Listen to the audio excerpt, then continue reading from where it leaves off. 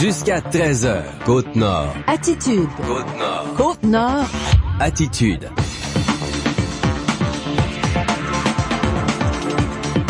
Eh bien, bon mardi midi tout le monde et bienvenue à notre émission d'actualité et d'affaires publiques à Pure FM.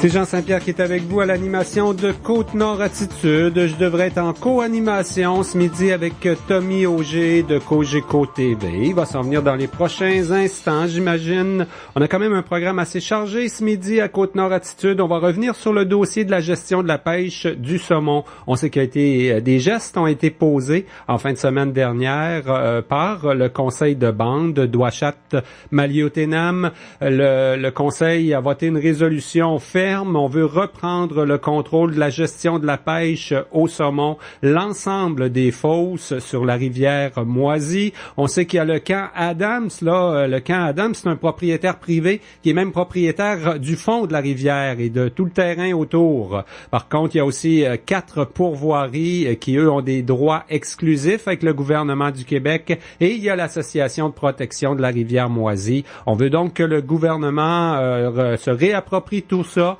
pour le donner en gestion. On parle possiblement de co-gestion aussi avec les Inuits. Donc, Jonathan Saint-Onge, vice-chef du conseil de bande d'Ouachat Maliotenam, sera avec nous. Il arrive à l'instant, mon co-animateur. Bonjour, Tommy Auger. Il y a du trafic à cette scène. Ah ouais?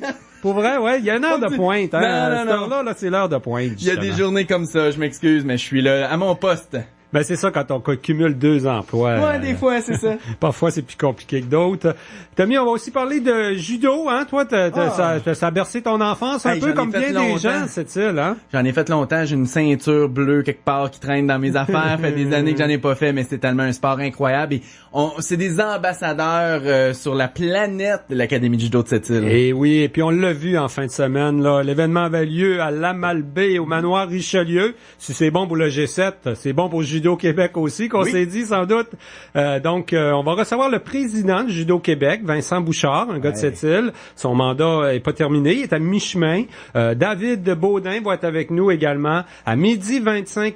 C'est le 50e anniversaire. Yes. Alors, on parle de l'Académie du judo de cette île, mais aussi des festivités du gala d'en fin de semaine qui a rendu hommage à 2 anciens là de l'Académie, 2 jeunes de cette île qui performent à des hauts niveaux, dont Étienne Briand, qu'on voit aux Jeux olympiques. Donc, le président de Judo Québec, Vincent Bouchard, et le directeur technique de notre Académie de judo à cette île, David Baudin, seront avec nous en direct vers 12h25.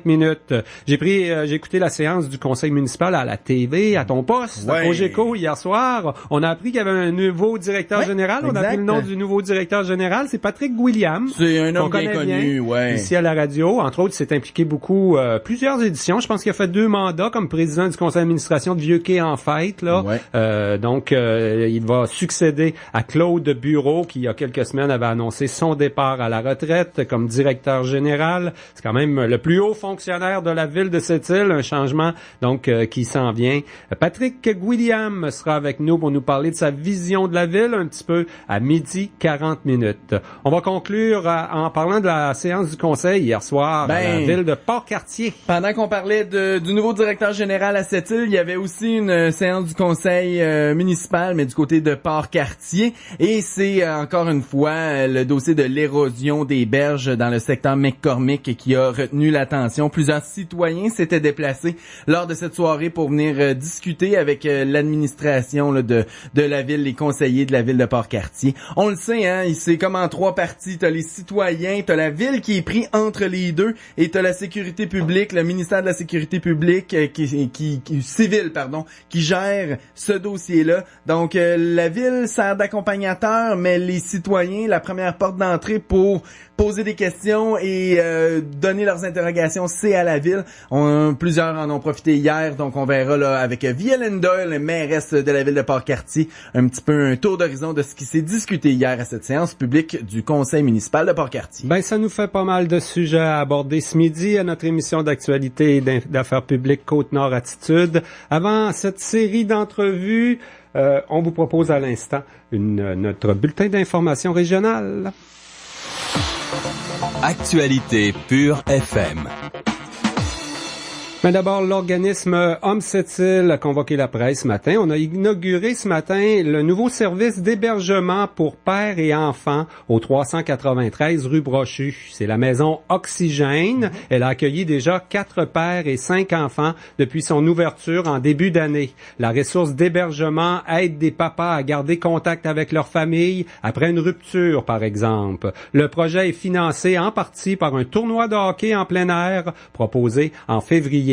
L'ancien maire de Sept-Îles, Ghislain Lévesque, s'implique à titre de président d'honneur de la nouvelle maison Oxygène d'Homme Sept-Îles. Il se dit fier de la collaboration de plusieurs partenaires, dont l'Office municipal d'habitation de Sept-Îles pour l'ajout de ce nouveau service.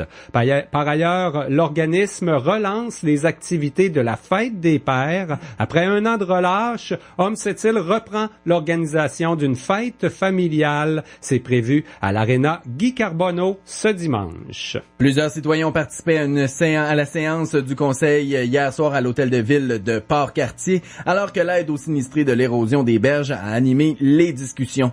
5 citoyens de la rue Place McCormick sont forcés de déménager.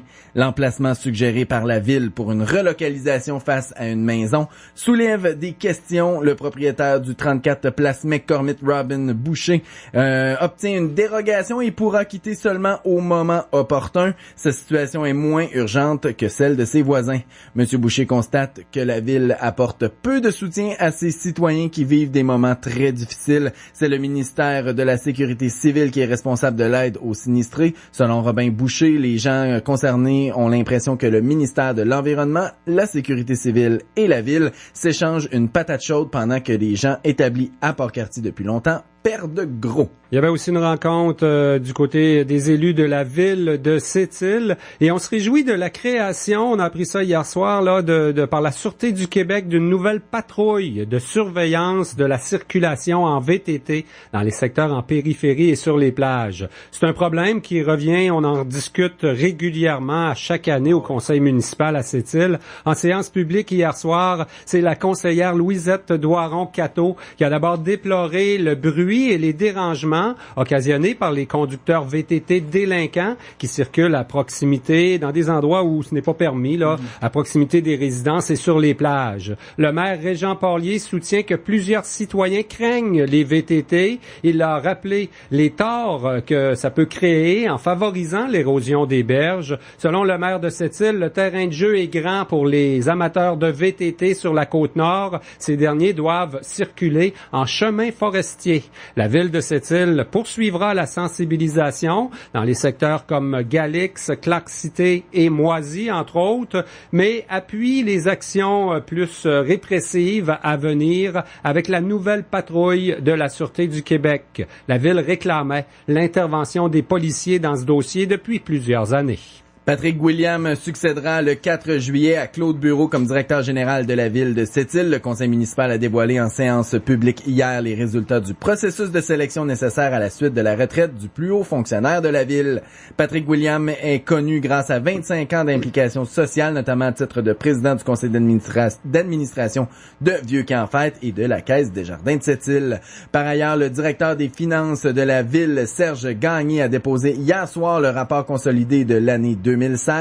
L'année budgétaire de la ville de Sept-Îles se solde par un surplus de 3,6 millions de dollars, grâce notamment aux droits de mutation pour la vente des installations de Cliff au gouvernement du Québec. Une rencontre est prévue en juillet concernant la contestation de l'évaluation foncière par la nouvelle Société ferroviaire et portuaire de Pointe-Noire. Et il y a des travaux de réno en cours à l'aéroport de Wabush. Le gouvernement du Canada investit dans des améliorations à l'aéroport du Labrador. L'infrastructure dessert aussi la population de Fermont, bien sûr. Un nouveau réservoir d'eau potable et un nouveau poste de surpression seront installés. En fait, les travaux sont en voie de réalisation. Ça se poursuit jusqu'en février 2018. Il s'agit d'un contrat de 4 millions de dollars qui a été attribué à l'entreprise l'entreprise Cryptech de Québec pour ses travaux au Labrador. Selon le ministre fédéral des Transports, Marc Garneau, les travaux de rénovation en cours à l'aéroport de Wabush permettront de maintenir à niveau cette infrastructure vitale à l'économie du Nord québécois et de l'Ouest du Labrador. Le 27e Gala d'excellence 2017 de Judo Québec à la Malbaie, samedi, était présenté en collaboration avec l'Académie de judo de Sept-Îles qui a ainsi lancé ses festivités de son 50e anniversaire. Une cinquantaine de personnes de Sept-Îles ont participé à l'Assemblée annuelle et à ce Gala de Judo Québec dans Charlevoix. 2 Sept-Îliens formés par l'Académie ont été honorés lors de l'événement au Manoir Richelieu. Étienne Briand a reçu le prix de l'athlète de niveau international s'étant le plus amélioré. Il se rapproche d'une participation aux Jeux olympiques en se classant 16e au rang mondial chez les moins de 81 kilos. Vincent Marticotte a été nommé samedi soir entraîneur de l'année au Gala de Judo Québec. Le Sept-Îlien travaille au Centre national d'entraînement de Judo Canada à Montréal. Le Sept-Îlien Vincent Bouchard poursuit son implication à titre de président du conseil d'administration de Judo Québec. On le reçoit justement dans l'émission avec l'entraîneur, le directeur technique de l'Académie de Judo de Sept-Îles, M. David Baudin. Ça va bien au judo, ça a 50 ans qu'on peut être fier de ce qu'on a réalisé dans ce domaine. Mais là, la prochaine entrevue sur nos ondes, on devrait parler avec le vice-chef de la communauté de Ouachat, Macmaliotenam, Jonathan Saint-Onge. Attitude. Les vedettes vous fascinent? Vous voulez tout savoir sur la vie trépidante de vos artistes préférés? Quels sont les potins du jour? La capsule Monde de Stars. Ici Chloé Patry Robitaille, je vous donne rendez-vous en fin de journée du lundi au vendredi afin de vous livrer les nouvelles showbiz qui font l'actualité sur le site mondestars.com. Musique, cinéma, art et spectacle, vous serez les premiers informés. C'est un rendez-vous à ne pas manquer. La capsule Monde de Stars. Du lundi au vendredi à 16h30 au 94.1. On dit souvent que le gazon est plus vert chez le voisin, mais pas chez nous. Parce que les experts Nutrit s'en occupent. Comment? Eh ben, il y a l'assurance verte du réseau d'experts Nutrit, par exemple. Ou le programme Proterre qui me fait bénéficier de la saine protection de mon espace vert. Et surtout, leurs conseils de pro. Ce qui fait qu'en plus d'être verte, ma pelouse est en santé. Et ça, c'est bon pour l'environnement. Découvrez nos programmes de fertilisation sur expertnutrit.com. Faites comme moi cet été. Soyez fiers de votre pelouse. Nutrit Côte-Nord, 962-5269. Es-tu assez belle, notre asphalte, hein? Parce qu'on a fait affaire avec les meilleurs. Pavage Béton TC. Ben, ils sont présents depuis plus de 50 ans à cette île. C'est pas pour rien. Pour nos futurs projets comme nos travaux de béton, notre solage, notre pavé uni, puis bien sûr l'asphaltage, je refais affaire avec eux sans hésiter. Pis sais-tu de quoi je suis le plus fier? C'est que Pavage Béton TC, c'est une entreprise de chez nous. Je trouve ça bien important, moi, l'achat local. Tellement, pis ça fait travailler du monde d'ici. En plus, les prix sont compétitifs, ils utilisent des produits de première qualité, puis leur travail est garanti. J'ai même entendu les voisins l'autre fois, sont jaloux. Je vais leur dire de les contacter. C'est quoi déjà leur numéro? Ouais, dis-leur de parler avec leur représentant, Michel Richard, au 418-968-6915. Pavage Béton TC, 418-968-6915. Jusqu'à 13h. Côte-Nord. Côte-Nord. Attitude. Pure FM. 94.1. Tommy, on a avec nous le vice-chef du conseil de bande d'Ouachat, Macmaliotenam. Ça donne bien, c'est le responsable du dossier du saumon, de la gestion du saumon, Jonathan Saint-Onge. Merci d'être avec nous. Bienvenue. Bonjour, mes chers messieurs. Il y a eu des gestes de posés en fin de semaine dernière. C'est vraiment le conseil de bande qui était derrière ce qui s'est passé au camp Adams, hein? C'est plus, je te dirais, le conseil derrière ça, mais il y a aussi le comité de gestion, M. Chipo, qu'on a mis en place. Et on consulte depuis très longtemps. C'est venu des consultations aussi de faire des mobilisations si le gouvernement ne répondait pas assez rapidement. On en a déjà parlé ici là, lors de ton dernier passage. Effectivement, pour l'an prochain, on voudrait revoir toute la donne, là, une négociation avec Québec pour s'impliquer totalement dans la gestion de toutes les fosses à saumon de la rivière Moisy. Pour cette année, on y va progressivement. Est-ce que ça se passe bien? Il y a eu plusieurs rencontres, il y en aura d'autres avec les pourvoiries là, qui débutent peut-être leur activité parce que le saumon va arriver dans le haut de la rivière. Ça se passe bien présentement? Oui, je te dirais que présentement, au gouvernement, ça doit bouger vraiment parce que j'ai donné un ultimatum hier, s'il m'appelait pas d'ici mercredi pour une rencontre, nous, on va refaire le même exercice qu'on a fait samedi. Et puis, nos demandes sont assez claires. Nous demandons au gouvernement de racheter ce qu'il a vendu, de le redonner aux Inuits. Et puis, nous demandons la protection permanente de la rivière Mistachipo et ses affluents. Oui. Ouais. Je dois dire que les arguments, là, encore hier, on nous a envoyé une copie. Je pense que c'est la résolution du conseil de bande qui sert de communiqué, si je comprends bien. C'est la déclaration des Inuits de Uashat-Makmaliotenam quant à l'affirmation des droits ancestraux. C'est béton, hein. Vous avez les lois derrière vous autres. Effectivement, la rivière, vous l'avez occupée et gérée pendant des millénaires, puis le saumon est encore au rendez-vous quand les Blancs sont arrivés ici. Vos arguments, on doit vous donner ça, ils sont béton. Oui, c'est ça. Ce que vous voyez encore aujourd'hui qu'il y a encore du saumon, c'est grâce à nos aînés, nos ancêtres qui ont su faire la gestion. La transmission orale, c'est tout le temps fait. Puis aujourd'hui, nous allons écrire ça sur papier. La transmission qu'on a reçue avec les consultations qu'on a. On a un questionnaire de 75 questions. Ça va servir au développement plus tard pour la Mistachipo. Ouais. Beaucoup de gens s'inquiètent de la préservation de la ressource parce que présentement, bon, c'est beaucoup les scientifiques qui observent et qui... Est-ce que de votre côté, vous assurez les gens que les intervenants, autant peut-être du côté scientifique que du côté de AMIC, que du côté des aînés de la communauté vont se mettre ensemble pour s'assurer que la ressource soit là pour encore plusieurs centaines d'années? Oui, c'est sûr et certain. Comme tu dis, l'AMIC ont fait des recherches sur la Mistachipo et les rivières sur la Côte-Nord. On utilise leurs consultations. On a une biologiste qu'on a engagée à Inotwagan Uashat-Maliotenam qui veut faire sa maîtrise sur la ressource sur la rivière Mistachipo, la santé de la rivière. On s'enligne là-dessus. Le ITOM va investir de l'argent pour cette étude-là, puis pour la maîtrise de Madame Maude Régis-Pilot. C'est vraiment dans notre cœur. C'est vraiment important, mais moi je pourrais peut-être critiquer aussi la façon de la pêche sportive. Moi je n'aime pas trop ça. Pêche sportive, ils pêchent quasiment 2000 saumons au Club Adams, puis 10% de la pêche meurt. Ouais. 2000, c'est 200 saumons. Nous, on capture 200 saumons en moyenne par année pour nourrir nos aînés, pour nourrir les personnes à mobilité réduite, pour nourrir les familles monoparentales. Des fois, on n'a pas assez, on doit acheter du saumon dans dans la ville ici, poissonnerie, oui. Ouais. Dans toute cette consultation-là, les discussions, l'émotion que ça doit susciter aussi dans votre communauté, je pense, la reprise de la gestion de la pêche au saumon, je pense que c'est un dossier qui fait l'unanimité chez vous, qu'il n'y a pas de division, puis qui rassemble un peu le monde aussi. Mais est-ce qu'on a envisagé, par exemple, dans la consultation, d'arrêter de pêcher au filet aussi? Peut-être que ça serait une pratique qui serait plus acceptable, non? Les non-autochtones, hein. Ils pensent que les non-autochtones, nous, on bord la rivière bord en bord. Nous avons c'est pas ça, la pêche. Non, c'est pas ça, la pêche communautaire. Nous avons des filets de longueur de 50 pieds à une ouverture de 10 pieds. 6 filets pour la communauté de Uashat-Maliotenam. Et puis, ils font de la pêche sur l'embouchure, qui font de la pêche à la truite de mer. Là-bas aussi, c'est des pêches... présentement, aujourd'hui, on est rendu à 100 saumons. Pour toute la communauté, la pêche communautaire et les pêcheurs individuels. Oui.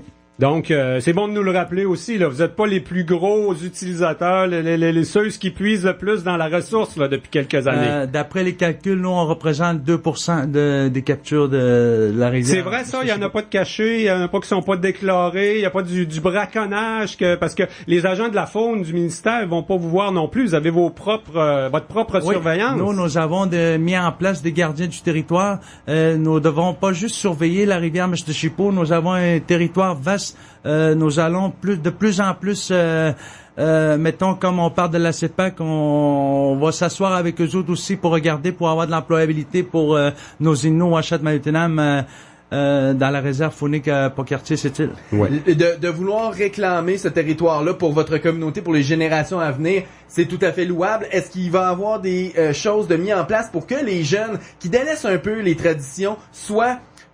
Je veux pas utiliser le terme obligé d'aller utiliser, mais est-ce qu'il va y avoir des choses d'inclus dans votre plan pour amener les jeunes là-bas et leur faire découvrir ça? Sinon, la tradition ne se passera pas. Oui, nous, on a toujours mis en place un programme qui s'appelle Nojmi Atosun. On prend des groupes de jeunes de la communauté qui fait de l'enseignement par nos aînés. Il enseigne le canottage, il enseigne le porte d'armes. Il y a plusieurs cours comme qu'on va faire une nouvelle école ici, le Centre régional éducation. On a mis en place une cohorte qui s'appelle le cours, c'est québécois, le cours, c'est protection en environnement, exploitation, réserve faunique. Ces diplômés-là vont pouvoir travailler dans les pourvoiries, dans les réserves fauniques, ils vont pouvoir être guides au Club Adams. Ouais. Moi, Jonathan, je retiens quand même un commentaire de Charles Langlois. Là, je pense que vous allez le rencontrer la semaine prochaine. Il est propriétaire, gestionnaire de la pourvoirie Moisine-Épicis. Le commentaire qu'il m'a fait, c'est écoute, c'est votre clientèle à venir si vous voulez prendre le contrôle puis gérer la pêche. Il y a plein d'Américains puis de Blancs. On veut continuer d'y aller à la pêche sportive. Vous voulez nous accueillir. Vous n'avez pas peur que ce qui se passe cette année, ça froisse un peu la clientèle qui est sur la moisie. Moi, j'ai vraiment on veut que ça reste pacifique jusqu'à la fin. On est vraiment pacifique jusqu'à la fin. Puis comme je te disais, quand on est allé au Club Adams, il y a un chemin à suivre selon la rivière, les bouées, on les suit. Et puis eux autres aussi, les pêcheurs, ils passent par là, puis ils suivent les bouées. Puis nous, on dérange pas vraiment les pêcheurs en mouche qui étaient là. Nous, c'est vraiment donner un message au gouvernement. Puis, je te dirais aussi, nous sommes prêts à une cogestion. Quand je dis une cogestion, nous aussi, on veut redonner la rivière Mistachipo aux Québécois, aux Sétiliens, d'aller pêcher dans les meilleures fosses où les Américains pêchent. Oui. D'ailleurs, le Club Adams, il y a comme un symbole là. Tu sais, c'est un contrat de 100 ans, son propriétaire du fond de la terre, de la rivière, des roches qui sont en dessous. C'est différent des pourvoiries puis de l'APRM, là. Le symbole est fort. Est-ce qu'on a eu une réponse de Québec, là? Est-ce que il va y avoir des négociations?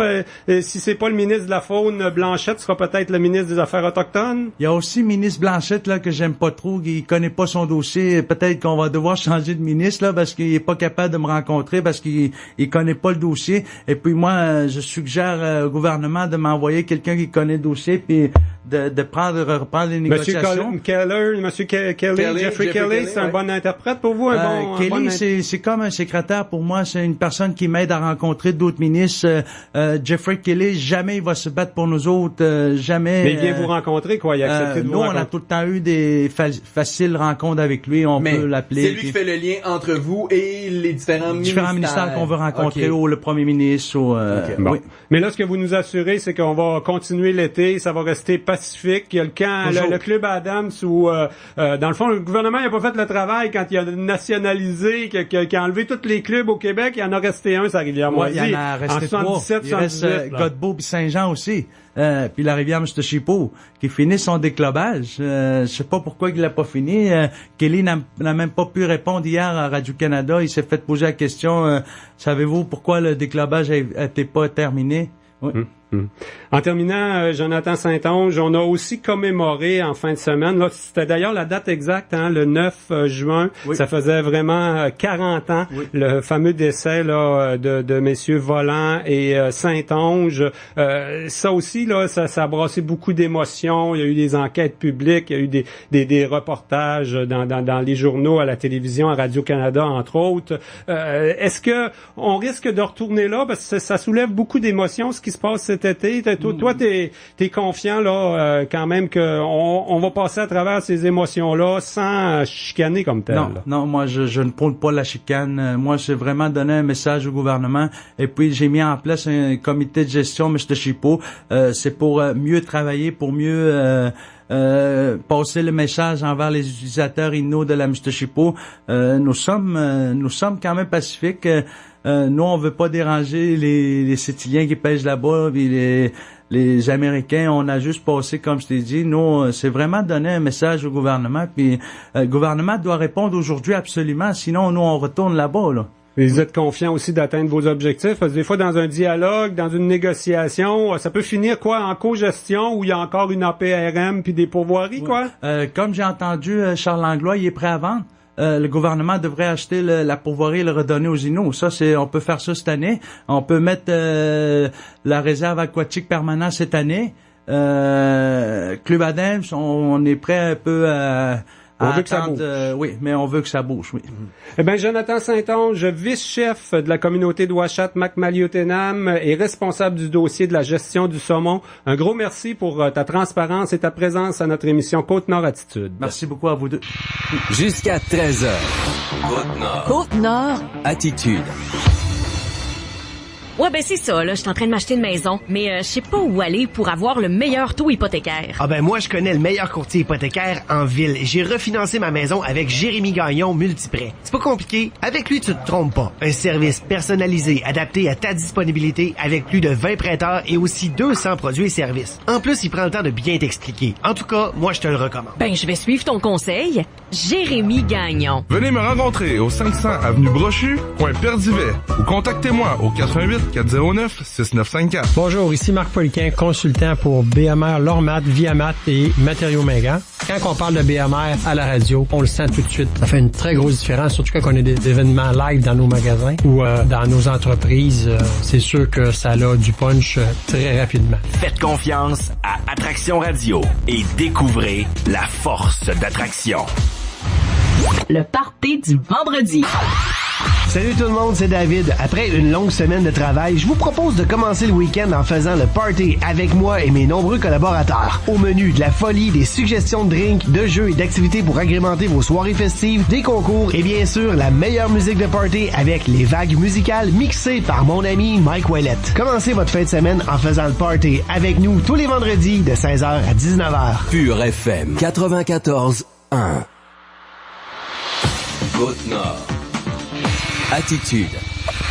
Pure FM 94.1. Ben, on va parler de l'Académie du judo de Sept-Îles, quelque chose qu'on peut être très fier du côté de Sept-Îles. Oui. On a développé des jeunes comme Étienne Briand qui peuvent aspirer aux Jeux olympiques maintenant, des champions canadiens comme David Baudin, des organisateurs hors pair également. On a une académie qui fête 50 ans d'existence et qui a de belles réalisations. On va en parler avec, il y en a beaucoup été question en fin de semaine, hein, le congrès, le 27e gala d'excellence de Judo Québec. On y était très, très impliqués. Donc, Vincent Bouchard, président de Judo Québec, est avec nous et David Baudin, qui est directeur technique de l'Académie à Sept-Îles. Bonjour, messieurs. Bonjour. Vincent, on était vraiment, c'est quoi, Sept-Îles qui présentait ou qui recevait les gens à Judo Québec, même si ça avait lieu au Manoir Richelieu, là? Effectivement, c'était l'année de l'Académie de Judo, notre 50e qu'on fêtait, puis l'Académie a demandé d'organiser notre gala de fin d'année à Judo Québec pour remercier les bénévoles, les compétiteurs, les arbitres, les directeurs techniques, là. On fait nos remises annuelles à Judo Québec. En même temps, c'est pas comme un gros championnat canadien qu'on peut l'organiser ici à Sept-Îles où les gens se déplacent pour plusieurs jours. Là, on voulait que ça soit quand même assez central, hein. C'est une fin de semaine rapide. Ça a été l'idée aussi d'être central. D'être à la Malbaie, ouais. C'est ça. En même temps, regarde, le Manoir Richelieu, c'est bon pour le G7, pourquoi pas pour le judo, hein? On va y recevoir David Trump dans un an. Vous n'avez pas placé de bombe nulle part, non? Non. C'était pas encore sous surveillance non plus. Donc, les 50 ans de l'Académie, c'est un petit peu le lancement en même temps, hein? Il y a d'autres choses qui s'en viennent? David, peut-être, ouais. Oui, ben en fait, c'est ça, on a fait un événement qui était avec Judo Québec conjoint, parce que c'était aussi le 50e de Judo Québec. Puis dans la même fin de semaine, il y avait un passage de grade de ceinture noire, puis il y avait l'Assemblée générale annuelle. Donc, d'où l'idée de faire ça central au Québec. Par contre, on va faire aussi, probablement dans le coin du mois de septembre, une activité purement à Sept-Îles là, pour remercier nos gens, tout le monde qui a travaillé dans les 50 dernières années à Sept-Îles. Aussi remercier au niveau de la ville le niveau politique qui nous ont toujours aidés. Donc, ça va être plus ça qui va se passer au mois de septembre. Ça va être plus local. Parce qu'il faut dire qu'à cette île, de près ou de loin, il y a tellement de monde qui ont touché à ça, que ce soit des parents bénévoles, que ce soit des athlètes, que ce soit des administrateurs. Il y a tellement de monde qui ont touché sans nécessairement connaître le judo. C'est ce qui rend l'Académie si spéciale que même les gens qui pratiquent pas le sport veulent s'impliquer dans cet organisme-là. Ben écoutez, en 50 ans, il y a eu plus de 10 000 membres judoka. Donc, moi, je pense que c'est plus au niveau d'environ 12 000.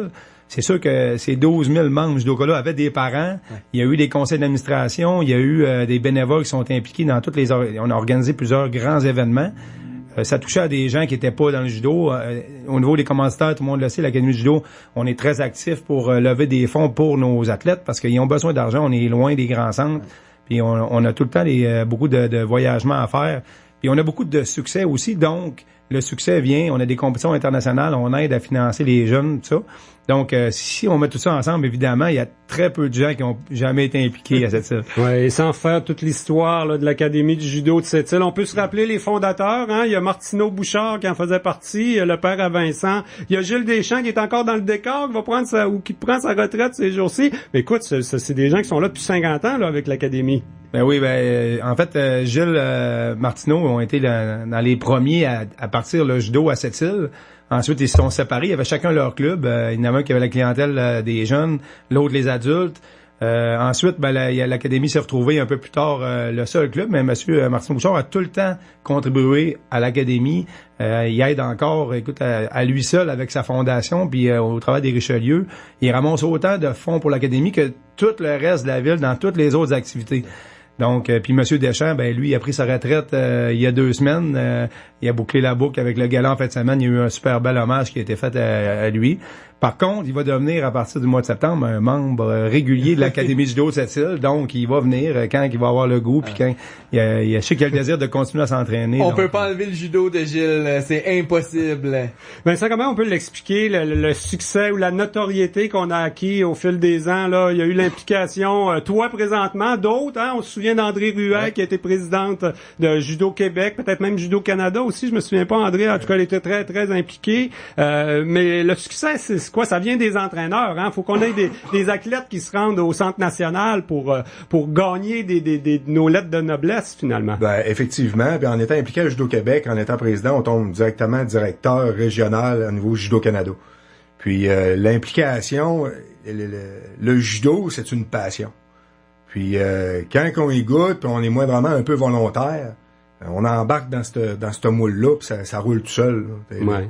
C'est plus qu'un sport, c'est un mode de vie. Fait que quand on commence, puis qu'on adore le judo, on a fait un peu de compétition, on s'est impliqué au niveau des levées de fonds. On part, puis on s'en va. Puis tout ce qu'on veut, c'est améliorer le sort de nos jeunes, autant au niveau provincial que national. Qu'est-ce que l'Académie du judo de cette île a que les autres clubs, que ce soit au Québec, au Nouveau-Brunswick, en Ontario, puis peut-être même ailleurs au monde, veulent répliquer? Est-ce qu'il y a un élément à cette île qu'on essaye d'imiter ailleurs parce qu'on dit ça, c'est une clé de succès? Je pense pas qu'on essaye d'imiter moi, le gros avantage que je vois par rapport à ce que j'ai vu à l'extérieur du pays, puis au Canada et au Québec, c'est qu'à cette île, on est très, très, très soudés. Les judokas, les bénévoles, les parents, tout le monde s'implique, on se donne un objectif, puis tout le monde part, puis on s'en va vers cet objectif-là. Il n'y a pas de guerre de clochers. C'est le secret à cette île. Surtout que c'est un sport individuel, chacun pourrait travailler pour son jeune ou pour son développement, mais on y va vraiment pour le développement de l'académie, non pas d'un jeune en particulier. Effectivement, c'est tout le monde, que tu sois champion canadien, que tu sois seulement, que tu sois champion régional, c'est à l'Académie du judo de cette île, c'est autant important l'un que l'autre. J'ai l'impression que c'est la même mentalité depuis 50 ans, finalement. Là, c'est l'esprit des fondateurs. David, Vincent, quand vous étiez plus jeune, là, David, t'as quand même progressé jusqu'au championnat canadien, t'étais champion canadien. Est-ce que c'est la même académie du judo que quand t'étais TQ? Ben, c'est certain qu'on a appris de ceux qui étaient là avant nous. Puis nous, on essaie de perpétuer un peu les valeurs, mais c'est les valeurs du judo aussi. Ça nous vient des Japon. Il y a un code moral au judo. Puis c'est ce qu'on essaie d'inculquer aux jeunes. Notre objectif, c'est pas nécessairement de faire des champions olympiques ou de faire des champions canadiens, des champions du monde. C'est sûr que ça, c'est un objectif sportif. Mais à la base, le judo, c'est pour faire des meilleurs citoyens, puis pour permettre à des jeunes de développer des choses qui vont lui permettre d'être plus heureux dans sa vie, puis de mieux performer dans son travail ensuite. Donc, c'est ça notre objectif. À cette île, on est un club de développement. Et certainement qu'on est fiers quand on a des réussites en compétition, mais c'est tout aussi important pour nous de développer des ceintures noires, de développer des entraîneurs, d'avoir des gens qui deviennent des médecins, des avocats, puis qui ont du succès dans la vie. Puis une partie de ça vient du fait qu'ils ont développé des bonnes aptitudes au travers du judo. D'ailleurs, en fin de semaine, il y a 5 personnes de l'Académie de cette île qui ont reçu leur ceinture noire. Il y a 2 de nos jeunes aussi qui sont rendus à un autre niveau, là, qui sont plus à cette île, mais c'est nos jeunes de l'Académie du judo de cette île qui ont été honorés. Je pense à Étienne Briand, là, c'est le fun à suivre, hein, David. T'es là souvent derrière lui quand tu peux encore lui donner une petite tape dans le dos, là. Mais là, ce qu'il fait depuis le début de l'année, depuis 1 an, là, c'est impressionnant. On le voit aux Olympiques, Étienne, là. Ben, Étienne, il y a eu un parcours exceptionnel depuis qu'il a changé de catégorie depuis un an. Il a changé de catégorie de poids.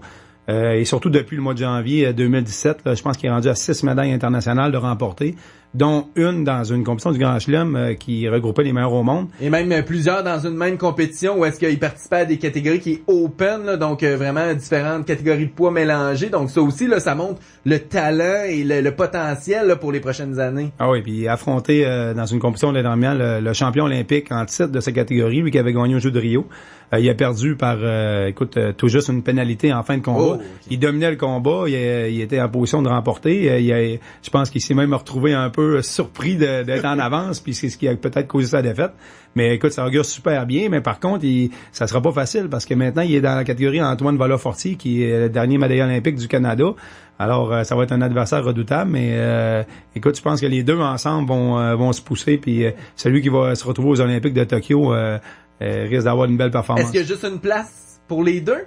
Une seule place par pays. Oh, OK, OK, donc ça corse un petit peu le dossier. Ouais. En même temps, bien sûr, c'est les athlètes qui sont toujours à l'avant-plan, surtout quand c'est une discipline qui a des Olympiques. Mais je voyais Vincent Marticotte, là, qui a reçu le titre entraîneur de l'année. Vincent, il est quand même rendu au Centre national, un peu comme David. Finalement, à un moment donné, on se dit, on va passer à autre chose, on va devenir entraîneur, encadrer les jeunes. C'est le fun de voir notre monde s'impliquer comme ça à différents niveaux quand même au judo. Continuer là-dedans. Ah ouais, on est très fiers. On pense à Marie-Hélène Chézanne. Tu sais, les gens de Port-Cartier aussi, on peut être très fiers à cette île Port-Cartier. Ouais, c'est pas banal ce que Vincent Marticotte a réussi à faire présentement.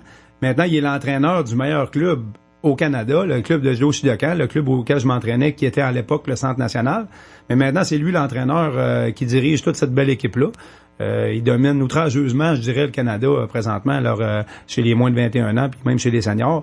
Et Vincent, c'est lui qui s'occupe du sport-études, puis c'est lui qui a monté. Les jeunes qui performent présentement, c'est lui qui les a montés. Donc, c'est pas banal qu'on est vraiment fiers là, qu'ils viennent de l'académie. Ouais. En plus, c'est un sport mix pas mal. Le judo, il y a presque autant de gars que de filles. Je sais pas combien, en 50 ans, il y a pu passer de membres au sein de l'académie du judo de cette île. Regarde, on est 4 en studio, vous êtes 3 qui ont passé par là. Ça fait pas mal de monde quand même en 50 ans. Ouais, c'est comme je disais tantôt, c'est entre 10 et 12 000 d'après moi. Il y a eu des années, il y avait 400-500 membres à cette île là, et même plus au début des années 80, fin 70. Maintenant, on se situe dans le coin de 250 membres, là, c'est ce qui est excellent. On est un des plus gros clubs au Québec. On se le cachera pas, plusieurs personnes en parlent. L'ancien site de la piscine municipale, plusieurs personnes voient l'Académie de judo s'en aller là, prendre possession de cette section-là du centre social. Ça vous permettrait d'avoir plusieurs surfaces, d'être mieux équipé, d'avoir plus d'infrastructures. Est-ce que c'est quelque chose là que pour le 50e, on pourrait voir annoncé là, à l'intérieur du 50e, de dire, ben regardez, vous le méritez, on vous permet de vous installer là? Ça fait, je pense, cette année, la 14e année que je fais la demande pour avoir un nouveau local. Là, notre local est beaucoup trop petit, pas adapté à l'entraînement de haut niveau qu'on veut offrir, pas adapté aussi à l'augmentation de membres qu'on veut, puis au service qu'on veut donner. Je sais qu'on a eu beaucoup de discussions avec la ville dernièrement, cette dernière année. Ils nous ont confirmé que on était l'organisme choisi pour le local. Par contre, présentement, c'est une question financière. Donc, on travaille là-dedans, on recherche des commanditaires, des gens pour nous aider dans ce projet-là. Mais là, ça avance, tranquillement, pas vite. Effectivement, si on pouvait avoir une annonce pendant notre 50e année, ça serait vraiment le fun. On l'espérait pour le 40e. Si on avait l'annonce dans le 50e, ça serait déjà bien. Ça, on vous le souhaite. Et dans 50 ans, l'Académie va être encore là. Ce sera sans doute, Vincent, tes enfants, tes petits-enfants qui vont s'en occuper, là. Dans la famille Bouchard, quand même, c'est de père en fils, là, déjà. C'est déjà très familial, c'est de père en fils et mes enfants. Oui, c'est ça. Ça fait que dans 50 ans, on va lui laisser la place. Un gros merci, Vincent Bouchard, président du Judo Québec, et David Baudin, directeur technique de l'Académie du Judo de cette île. Merci pour votre passage en studio en direct. Ça fait plaisir. Vous écoutez Côte-Nord Attitude, en direct du studio Sept-Îles Embellissement Nutri de Côte-Nord. Du lundi au vendredi à 9h40 et 15h15, Aluminerie Alouette présente En bref chez nous, une chronique consacrée aux organismes à but non lucratif. Au service de la communauté depuis plus de 25 ans, Aluminerie Alouette vous permet d'en apprendre plus sur les activités organisées par les gens de chez nous. En bref, chez nous, à 9h40 et 15h15, présenté par Aluminerie Alouette. Chez Olivier Nissan. L'événement approuvé par le fabricant Nissan se poursuit. Louez le Rogue S à partir de 257 $ par mois avec comptant initial de 1995 $. C'est comme payer 59 $ par semaine. Et n'oubliez pas, si vous cherchez un vrai camion avec de vrais rabais, venez faire l'essai du Titan XD chez Olivier Nissan et obtenez jusqu'à 18 000 $ en rabais. Visitez Olivier Nissan pour les détails. 115 Monseigneur-Blanche à Sept-Îles. Vous voulez que votre chien, chat ou rongeur soit en santé? À la boutique La Griffe, on ne vous offre que des aliments de qualité supérieure, de marque québécoise ou canadienne. Canisource, Ovenbake, Boréal, Go, Oxbow. Ces nourritures ne contiennent pas de maïs, sont sans gluten et sans soya. Déjà 3 ans depuis l'ouverture de la boutique La Griffe. 3 ans de constante progression, 3 ans de satisfaction pour notre clientèle. La Griffe, la vraie boutique santé pour animaux sur la Côte-Nord. 128 Regnault, 968-6164. Jusqu'à 13h. Côte-Nord. Côte-Nord. Attitude. Pure FM. 94.1. Ben Tommy, on s'entretient maintenant, on reçoit le futur directeur général, le plus haut fonctionnaire de la ville de Sept-Îles. Moi, à partir du 4 juillet. J'ai appris ça en écoutant Cogeco hier soir, la séance du conseil municipal. On a donc rendu public là tout le processus de sélection est complété. C'est monsieur Patrick Guilliam, il est avec nous, on le connaît bien à Sept-Îles, entre autres pour son implication dans Vieux-Quai en fête. Bonjour monsieur Guilliam. Bonjour Jean, ça va bien? Très bien, très bien. Donc c'est un processus rigoureux sans doute. Tout le monde te félicite là depuis hier soir.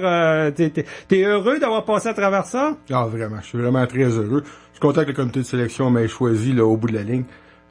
Oui, c'est un processus rigoureux. Puis oui, on en a parlé un petit peu avant de rentrer en ondes. C'était une préoccupation du comité de sélection d'avoir quelqu'un qui venait ou connaissait bien les dossiers de la ville. T'sais, on aurait compris que les gens, bon, peut-être à compétences supérieures, aller chercher quelqu'un de l'extérieur. On avait même confié un contrat là, à l'Union des municipalités du Québec pour les aider, la ville de Sept-Îles, dans le processus. Mais quand on a quelqu'un de qualifié ici, je pense que tout le monde fait au moins, on n'aura pas à expliquer tout de fond en comble. Vous êtes déjà au courant de pas mal tout ce qui se passe à Sept-Îles, ou presque? Ça fait 24 ans que j'étais à Sept-Îles. Okay. Puis je l'ai dit hier au conseil, je vais le répéter, j'ai adopté la ville il y a 24 ans. Quand je suis arrivé ici, c'était avec ma conjointe puis mes enfants. Et puis j'ai eu plusieurs occasions de repartir de la ville. Écoutez, dans le monde minier, surtout, il y a beaucoup de travail à Montréal, beaucoup de travail en Australie ou des États-Unis, selon les compagnies minières que j'étais avec. Alors j'ai eu plusieurs occasions, je les ai toutes refusées. Ouais. Puis ça n'a jamais été des longues décisions. Ça a toujours été Sept-Îles, c'est ma ville. Je veux rester à Sept-Îles, je suis bien à Sept-Îles, c'est une belle ville Sept-Îles, j'aime Sept-Îles, j'aime les gens à Sept-Îles. Et puis, écoutez, pour moi, là, c'est une opportunité, c'est magnifique pour moi de pouvoir occuper ce poste-là et essayer de rendre ma ville encore plus belle, encore plus agréable, encore plus économique, encore plus de développement. On va tout de même participer avec le conseil et d'être capable d'influencer, capable d'être à la gestion de tout ça. Oui. On te connaît, Patrick, pour Vieux-Quai en fête, entre autres, hein? Je sais pas combien d'années, de quelle année à quelle année que tu étais président de l'organisation Vieux-Quai en fête? 2008, 2009, c'était à l'époque de la Maïsie, là. Il y avait une association avec... en fait, ça commençait même avec IOC. J'ai été 13 ans dans le Vieux-Quai en fête et j'étais 5 ans comme président. Et à ma la première année que j'ai pris la présidence, on revient un peu dans le temps, mais le Vieux-Quai en fête, on tournait un petit peu en rond, puis tout ça, puis et puis moi j'avais l'intention d'un peu d'abandonner ça et puis me consacrer à d'autres choses. Puis Richard Lemay, qu'on connaît bien à Sept-Îles, il était venu voir puis il dit Patrick, écoute, prends la présidence puis on va retravailler ensemble. Et puis c'est là qu'on a commencé à amener des spectacles professionnels. Puis moi c'était dans mon temps, ça l'a changé aujourd'hui, mais mon objectif c'était d'amener des spectacles professionnels pour la famille, donc sans alcool, gratuit pour tous. Et pendant les 5 ans de mon mandat, j'ai réussi à le réaliser. C'est drôle parce qu'on parle des fois de l'achalandage. La première année, je me souviens, on s'était associé avec IOC. Et puis, ça a été ça, le Vieux-Quai en fête IOC, dans ce temps-là, qu'on a d'ailleurs rebaptisé. Et puis, on avait fait venir Marie-Mé, 5 artistes de Star Academy et La Bottine Souriante le samedi soir. Oh. Il y avait 12 000 personnes là, qui étaient sur le site, là, qui dansaient, c'est un des grands moments, sinon, le plus achalandé de l'histoire de Vieux-Quai en fête. Ça, on s'en souvient, la soirée de Marie-Mé, là. Ouais, il y avait des gens qui avaient des larmes à l'œil, comme on m'a dit ce soir-là, à regarder le public profiter de tout ça. Patrick Guilliam, quand même, il y a des défis là-dedans, hein, la ville de Sept-Îles. On arrive avec une vision, j'imagine. Là, j'ai su ce ce matin, j'ai invité M. Claude Bureau à l'entrevue pour faire une transition. Il préférait te laisser la place, mais il va rester quand même quelques jours. Il s'en va pas le 4 juillet, ça fait qu'il va avoir une transition. Est-ce que tu te sens à l'aise de tout prendre ça en charge? La ville de Sept-Îles, c'est quand même assez gros, puis préoccupant. Puis les gens ont ça à l'œil. C'est nos comptes de taxes, hein? Écoute, la vérité, c'est que j'avais été lancé dans la cage au Lion seul. J'aurais pas été à l'aise. Mais Claude va rester là probablement jusqu'au mois de décembre. À m'accompagner, à me gérer, à me coacher et évidemment me transférer le dossier, me transférer l'historique, transférer ce qui s'est passé aussi avant, me donner ces informations-là et ça rassure beaucoup. Mais ce qui rassure encore plus, c'est que le conseil municipal qui était là était enthousiaste de me voir arriver. Je les connais presque tous. J'ai presque tous travaillé avec eux autres dans différents dossiers. Et puis ça sécurise. Et aussi de l'autre côté, c'est que l'équipe de directeurs qui est en place, qui est là, je les connais tous eux aussi. Et c'est des gens d'expérience. C'est des gens d'expérience, des gens dynamiques. C'est une équipe du tonnerre vraiment. Et ça aussi, ça sécurise quand tu prends un poste comme ça. C'est pas tous du nouveau monde où est-ce qu'on peut se cogner le nez assez souvent avant d'être capable de devoir performer. On va pouvoir prendre ça tout de suite en arrivant. Et c'est ça qui a fait en sorte que j'accepte un poste sur le plan professionnel, c'est différent de ce que tu as vécu. Là, tu travaillais pour Rio Tinto IOC. Je pense que tu as travaillé pour le Mouvement des Jardins un bout de temps aussi. C'est la ville. On a les yeux là-dessus parce que c'est nos comptes de taxes aussi. Là. C'est différent, hein? C'est très différent. C'est une autre forme, mais de la gestion va rester de la gestion. Planifier, organiser, diriger et contrôler. Ça va rester de la gestion quand même. Mais effectivement, c'est avec une autre dynamique. Mais partout où est-ce que j'ai passé, il y a toujours la même préoccupation, le contrôle des coûts. J'ai connu l'entreprise, que ce soit Rio Tinto, ou même quand j'étais chez Cliff, j'ai fait un passage chez Cliff, ou encore même au conseil de banque quand j'étais directeur des finances là-bas aussi. Il n'y a pas une place parce qu'il n'y avait pas le contrôle des coûts comme souci. Donc ça demeure. Ça va demeurer dans toutes les entités d'ailleurs. Mais à l'inverse, c'est que là, je m'en viens avec une réglementation qui est très différente de l'entreprise privée. Je m'en viens avec un cadre légal qui est très différent aussi. Mais encore là, je le répète, on a des personnes en place qui le connaissent très bien et qui sont capables de me filer l'information rapidement. Donc, j'ai pas d'inquiétude là-dessus. Ça va prendre un petit temps d'apprentissage, c'est évident, mais quand je vais prendre le contrôle, ça va bien aller. C'est diversifié comme champ d'activité, une ville quand même à la grosseur de cette île. Il y a des loisirs, il y a des services de base, aqueduc, égout, tout ça. Est-ce qu'il y a des dossiers, il y a le développement économique aussi là-dedans, tout ça. Est-ce qu'il y a des dossiers que t'as hâte de t'impliquer, là, qui t'ont motivé à appliquer sur le poste, quoi? Ben, tous les dossiers me motivent. Honnêtement, je peux pas dire que j'ai... Même les bris de tuyaux, ça te motive, quoi. Écoute, j'ai hâte de prendre l'appel des... Non, c'est pas vrai, c'est pas mais les bris de tuyaux motivent pas. C'est vraiment qu'est-ce qu'on peut faire pour éviter les bris de tuyaux qui vont me motiver, évidemment. Mais on a une équipe d'ingénierie qui est là, qui est en place, qui connaît bien aussi les points faibles de la ville. Mais c'est comme n'importe où, tu peux pas tout faire en même temps. Alors ça va être de prioriser avec le conseil, évidemment, savoir qu'est-ce qu'on fait en premier pour éviter que ces choses arrivent. Est-ce que le fait d'accepter un poste comme celui-là, vous l'avez dit depuis le début de l'entrevue, vous avez été impliqué dans différentes causes, dans différents organismes, est-ce que ça va quand même vous permettre de rester impliqué bénévolement ou le fait d'avoir un titre de directeur général à la ville de Sept-Îles va devoir vous obliger à vous retirer de certaines implications bénévoles? C'est la grande question. Okay. D'ailleurs, tous mes collègues de toutes les... présentement, je suis dans... Plus précisément, je suis dans 3 conseils d'administration. Je suis président de la Caisse populaire, je suis président de la Fondation de l'hôpital et je suis trésorier pour la maison d'accueil Richelieu. Mm-hmm. Et tous me posent la même question. Écoutez, c'est sûr que je pourrais pas rester en place dans tous ces organismes-là. Premièrement, le temps va me manquer. À un moment donné, faut que je vive à quelque part aussi. Il faut pas juste que je travaille. Et en second lieu, faut que j'évite aussi l'apparence de conflit d'intérêts. Et le conflit d'intérêts est facile à éviter. Tu as juste à te retirer quand c'est le temps des décisions. Mais ça, c'est à l'interne. C'est pas ça qui est important. C'est l'apparence de conflit d'intérêts. Et ça, je vais me retirer de là. Je veux surtout pas que le conseil municipal ait à faire face à des accusations ou des allégations de ce genre-là, à cause de mes implications. Cela étant dit, comme directeur général, tu as encore le droit de faire du bénévolat. Et quand ça va dans des causes où est-ce que il y aura pas d'apparence de conflit d'intérêt, si le temps me permet et si l'activité évidemment me tient à cœur, je vais probablement y aller. C'est ma nature à moi. Ça. Donc du bénévolat, mais pas nécessairement en tant qu'administrateur de certains organismes. Exactement ça. En terminant, Patrick William, c'est ce que les gens attendent, c'est toujours une gestion rigoureuse, le plus transparente possible. Il y a tout le côté politique dans ça, qui est pas ta job, là. En principe, le directeur général, il laisse les décisions politiques. Mais il y a comme parfois où on peut se retrouver entre l'arbre et l'écorce, comme on dit. Pour toi, c'est pas un problème, là. T'anticipes pas ça d'une mauvaise façon, les relations avec des gens qui sont élus puis qui veulent se faire réélire, là. Surtout que t'arrives, puis c'est l'année de l'élection. Il y a des bonnes discussions à avoir, c'est évident, mais le rôle d'un directeur général, c'est d'éclairer les élus. Les preneurs de décision, c'est les élus. Alors, mon rôle, c'est surtout pas de cacher l'information, c'est de divulguer l'information au bon temps, au bon moment, et évidemment, bien travailler. Alors, ça va être ça, mon rôle. Alors, moi, j'ai pas un rôle de dire, c'est moi qui va décider, puis le conseil, suivez-moi. C'est bien le contraire. Le conseil va décider, et nous, à la permanence, on va suivre. Et on va l'adapter. Évidemment qu'on va éclairer le conseil dans leurs décisions, les côtés techniques, les côtés légaux, les côtés comptables, évidemment financiers de la chose. Ça, c'est peut-être mon dada plus favori un peu.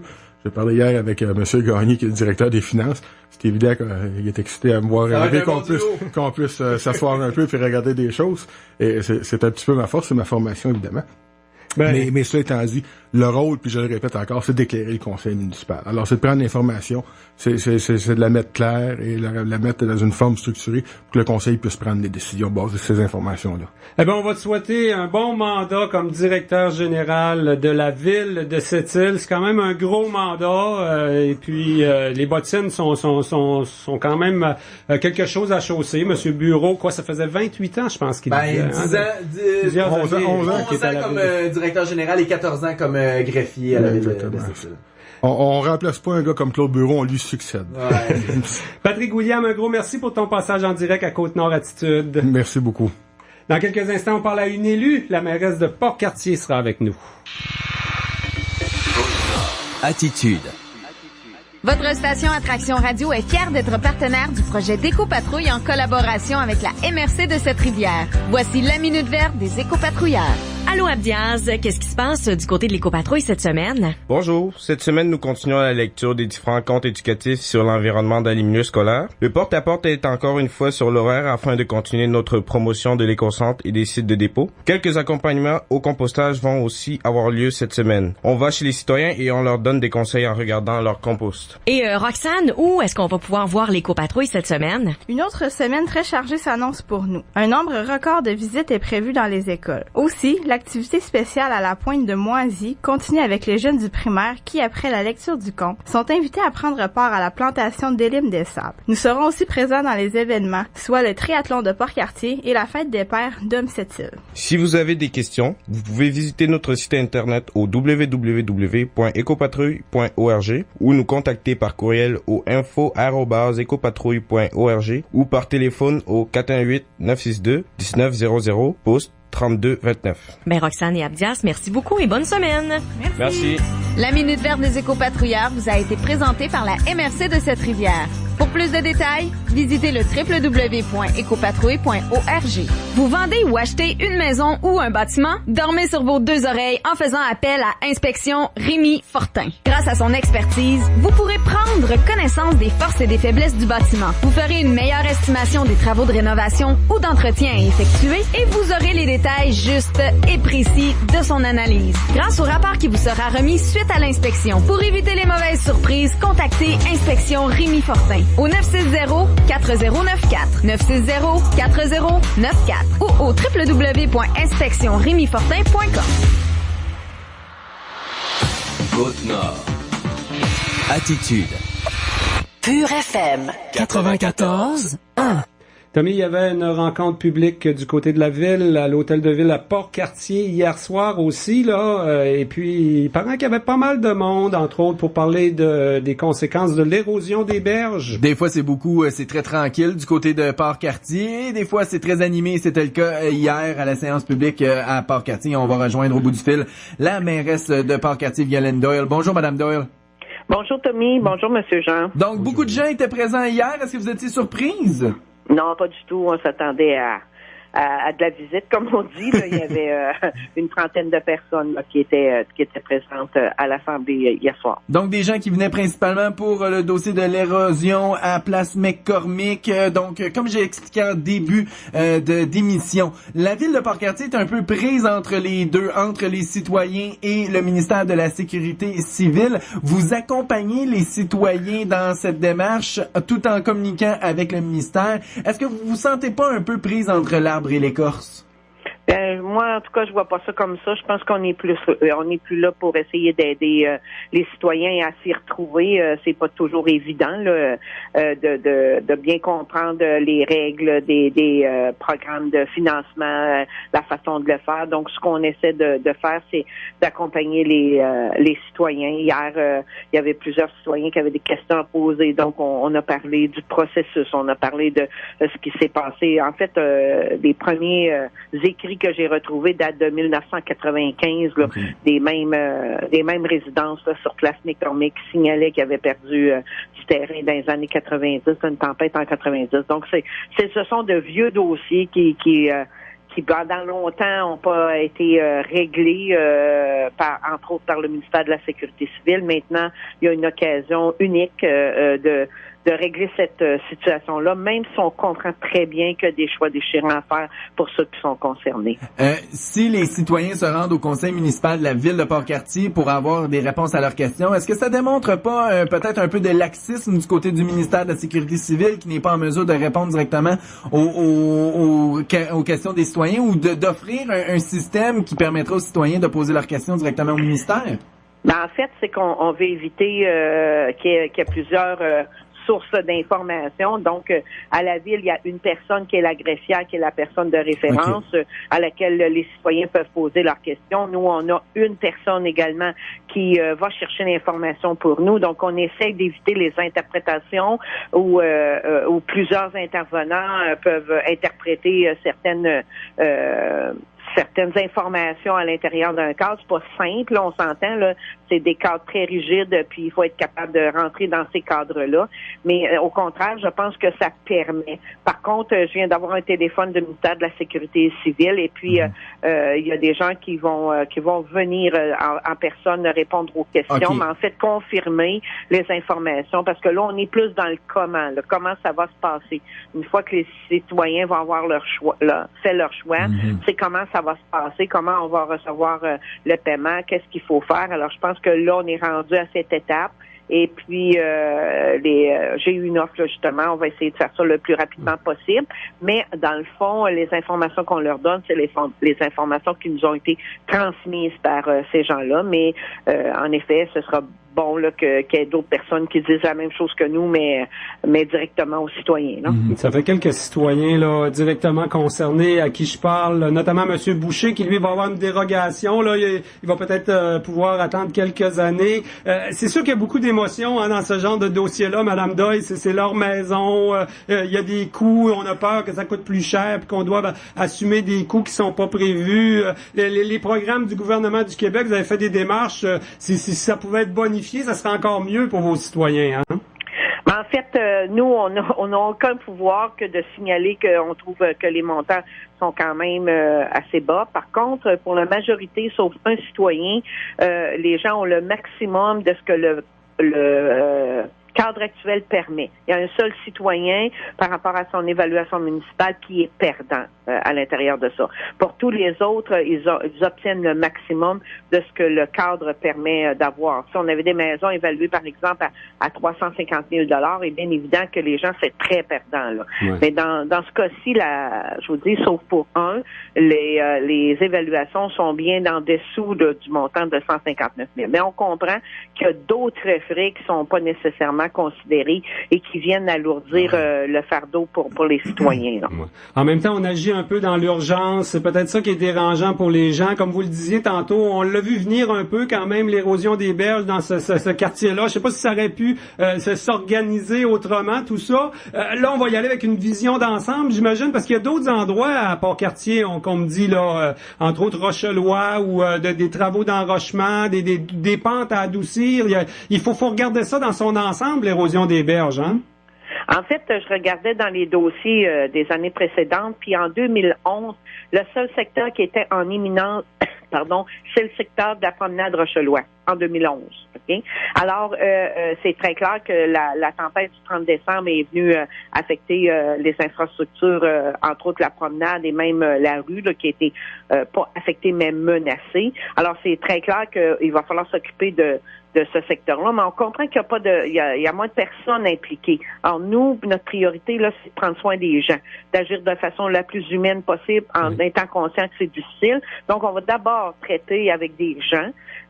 Oui, on va s'occuper de la promenade Rochelois, sûrement pour faire des travaux temporaires, mais c'est un gros projet, là, l'enrochement, l'empierrement, la recharge de plage Rochelois, c'est un gros projet là qui va chercher dans les 2 millions. Donc ça va prendre des ententes avec le ministère de la Sécurité civile là-dessus. On va s'en occuper, mais je vous dis qu'actuellement, notre priorité, c'est vraiment les résidents de Place McCormick parce qu'on doit aussi réaliser les travaux finaux avant la fin de l'automne. Okay. Donc, pour être sûr que ça entre dans le budget là, qui se termine en mars 2018, vous comprendrez qu'en hiver, on ne peut pas faire de travaux. Et la dernière fois qu'on a parlé du dossier, vous m'avez parlé de la fonctionnaire à la sécurité civile là, qui déploie les efforts nécessaires, qui a bien fait son travail. Pour vous, finalement, c'est ça, hein? On essaie de respecter les humains, mais ça les dérange quand même. Ah, c'est très clair et de toute façon, peu importe le chemin choisi, c'est dérangeant. Mais pour une fois, ils ont un choix, là, une opportunité.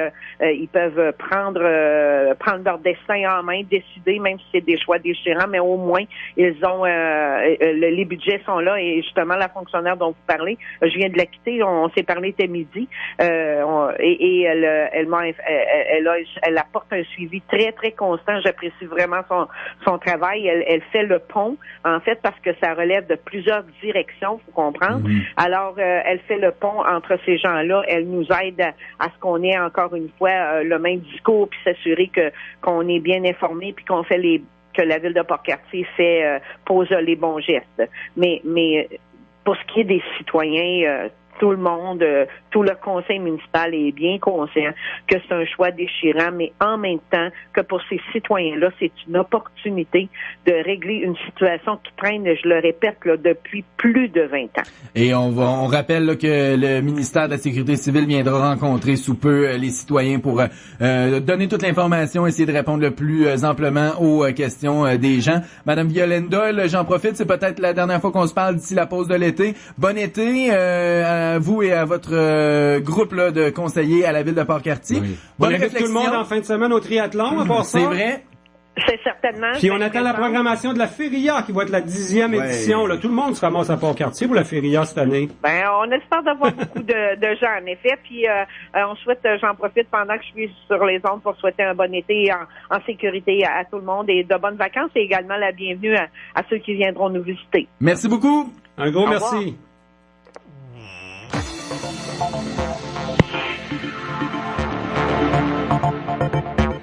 Tommy, il nous reste à conclure notre émission du mardi le 13 juin 2017. Hey, vite comme ça, là, pour des gens qui voudraient voir des images d'archives de l'Académie de judo de Sept-Îles, allez sur notre page Facebook de Cogeco TV Côte-Nord. J'ai mis là il y a quelques semaines un reportage avec... T'allais fouiller, toi? Hey, dans les années 60. Il y en a des albums photos. Il y en a.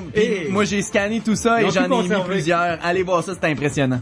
Donc, on recevait entre autres Vincent Bouchard et David Baudin aujourd'hui. L'Académie qui fête son 50e. Yes. Ça, c'est à Cogeco qu'on peut voir les images. Un gros merci, Tommy. Hey, on merci sera à toi. ensemble à nouveau jeudi pour une autre Côte-Nord, émission Côte-Nord Attitude. Demain, Valérie Dionne co-anime avec moi. Au revoir tout le monde.